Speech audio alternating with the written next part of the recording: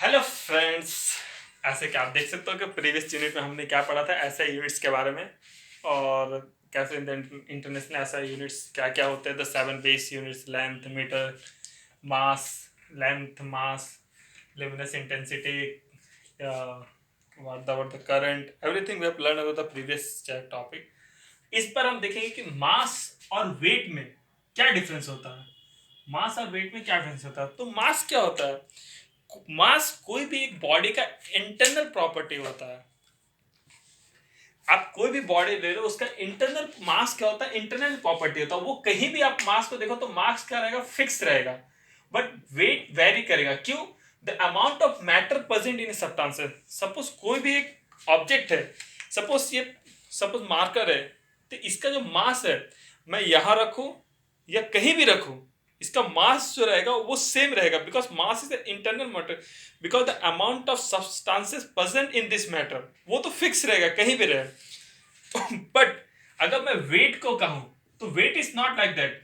Wait क्या होता है? ये ग्रेविटी की तरह चेंज होता है। ग्रेविटी का मतलब है force exerted by gravity of an object. मतलब ग्रेविटी के द्वारा जो फोर्स इस पे लग रहा है उसको हम बोलते हैं वेट। मास, अगर सपोज मास होता है, suppose can denoted in a gram और kg also, but weight can be denoted to mass into the gravity exerted on it, that is known as weight. तो जैसे कि आप देख सकते हैं कि the force and the gravity of an object exerted on an object is known as weight. तो wait क्या होता है कि सपोज मैं अगर अर्थ ले लूं, अर्थ में अगर ये ऑब्जेक्ट का वेट सपोज कुछ भी मान लो, सपोज 1 kg, तो अगर मैं इसे मून में लेके जाऊंगा तो इसका वेट में क्या होगा? चेंजेस आएगा। 1/6 ऑफ इस वेट हो जाएगा, but the mass of the object remains the same. ये होता है। आगे जाकर हम क्या देखते हैं? आगे जाकर हम देखते हैं कि mass of the substances can be determined accurately in the laboratory by using an analytical balance.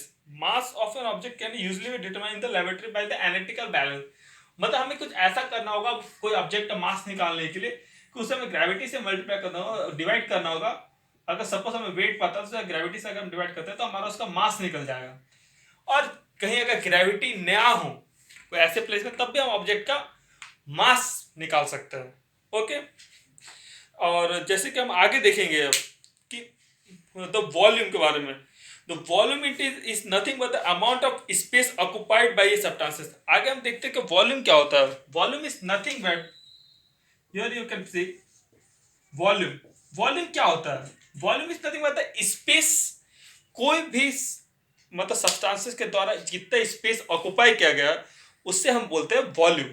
अभी सपोज आप एक वाटर लेते हो, अब सपोज एक एम्प्टी कंटेनर है, एक एम्प्टी बॉटल है, सपोज 1 लीटर का बॉटल है। राइट ना उसके अंदर क्या है? कुछ भी नहीं है। बट जैसे हम उसके अंदर वाटर डालते हैं तो वो क्या होगा? वो एम्प्टी कंटेनर के स्पेस को ऑक्युपाइड कर लेगा। वैसे ही नहीं, आप कोई भी ऑब्जेक्ट को आप अर्थ में भी रख दो तो वो क्या करता है? वो एक एरिया ऑक्युपाई कर लेता है। तो उसे हम बोलते हैं volume. Volume is nothing but the space occupied by A substances. आप देख सकते हो, space occupied by A substances.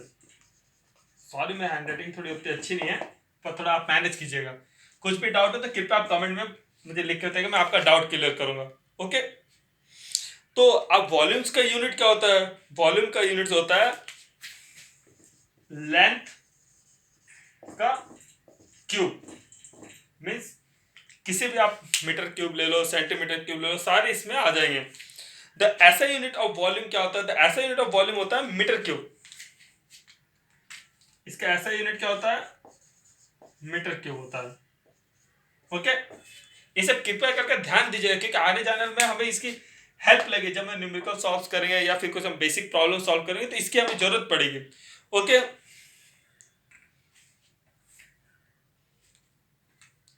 और सम बेसिक चेंजेस भी आप देख सकते हो। बेसिक मीन्स कन्वर्जन आप देख सकते हो कि 1 लीटर में कितना मिलीलीटर होता है। फ्रेंड्स, 1 लीटर में 1000 मिलीलीटर होता है। ये सब बेसिक कन्वर्जन है जो आपको पता रहना चाहिए, आगे जाके ये यूज होगा। 1 लीटर में कितना मिलीलीटर होता है, 1000 मिलीलीटर होता है, या फिर 1000 सेंटीमीटर क्यूब में कितना, सपोज हमारे पास 1000, यहाँ लिखता हूँ, ओके, 1000 सेंटीमीटर क्यूब में कितना DM³ होता है, ये आप बताइएगा मुझे, ये आपके लिए है, ओके, ये मुझे बताइएगा, ये आपके लिए मैं छोड़ रहा हूँ, कितना DM³ होता है, ओके। अगर कुछ भी डाउट हो तो कृपया करके मुझसे पूछिएगा। फिर हम आगे देखेंगे, अब आगे हम नेक्स्ट देखेंगे कि नेक्स्ट क्या होता है, डेंसिटी क्या होता है, ओके। मैं इसे मिटा लेता हूँ, एक सेकेंड।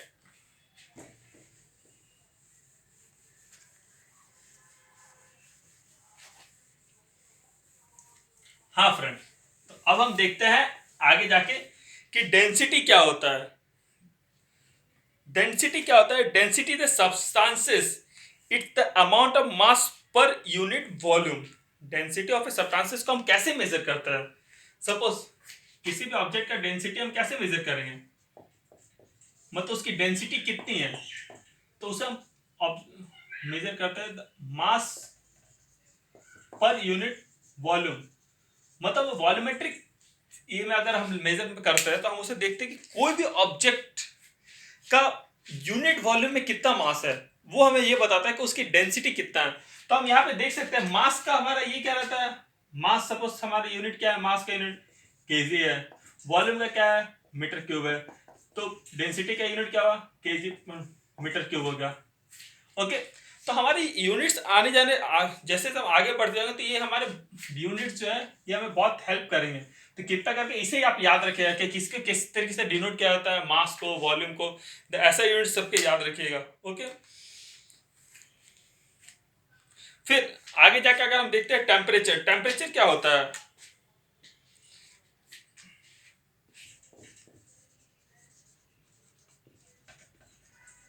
टेम्परेचर ये तो बहुत कॉमन वर्ड है, आपने सुना होगा, अरे किसी भी सब्सटेंसेस का टेम्परेचर नापना है, किसी सब्सटेंसेस का मीन्स उस कितना गर्म है कितना ठंडा है वो मेजरमेंट करना है, तो वो होता है टेम्परेचर। टेम्परेचर उस सब्सटेंसेस का, तो टेम्परेचर को हम कैसे डिफाइन करें, तो degree of hotness and coldness of A substances. ये टेम्परेचर मेनली है वो degree of hotness and coldness of A substances का बताता है, ओके। टेम्परेचर को हम 3 यूनिट से मेजर कर सकते हैं, आपको पता है, हम इसे डिग्री सेल्सियस से भी कर सकते हैं, इसे हम कैल्विन से भी कर सकते हैं, और इसे हम फ़ारेनहाइट से भी कर सकते हैं। या तो आप डिग्री सेल्सियस से कर लो या कैल्विन से कर लो, या आप इसे फ़ारेनहाइट से भी कर सकते हो, आप तीनों में से किसी से भी कर सकते हो, इसका मेजरमेंट कर सकते हो। बट इसका ऐसा यूनिट क्या होता है, ऐसा यूनिट इसका होता है कैल्विन, ओके। इसका ऐसा यूनिट जो है वो है कैल्विन, ये आप याद रखिएगा, ओके।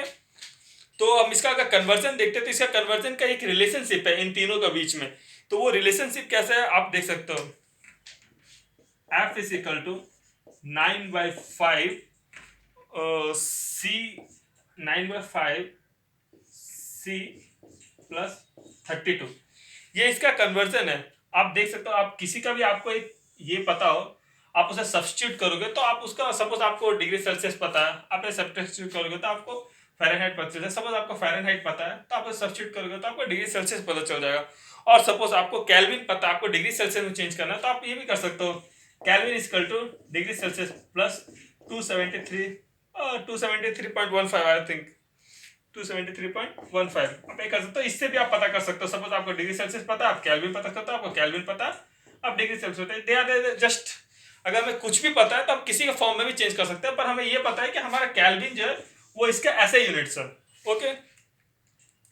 तो फिर हम आगे देखेंगे कि आगे हम क्या देखेंगे, तो अनसर्टेनिटी इन मेजरमेंट्स देखेंगे, ओके फ्रेंड, लेट्स सी।